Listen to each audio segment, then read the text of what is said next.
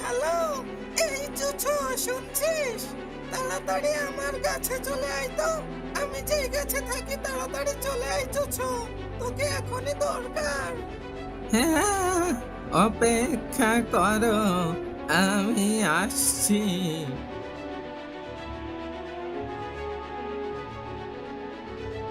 কি হয়েছে দিদি? কোনো সমস্যা? ফোন করে এত জোরালি ডাকলে? হ্যাঁ দিদি, বলো, এত জরুরি ফোন করে কেন ডাকলে? শোন তাহলে। তারপর ডাইনি বুড়ি গেছো এবং ছুচোকে সব কথা খুলে বলে। সে বলে আজকে নতুন জামা নিয়ে গ্রামবাসীরা তার সাথে কি অমানবিক আচরণটাই না করেছে। না না না দিদি, এ কি বলছো? এ তো কোনোভাবেই মেনে নেওয়া যায় না।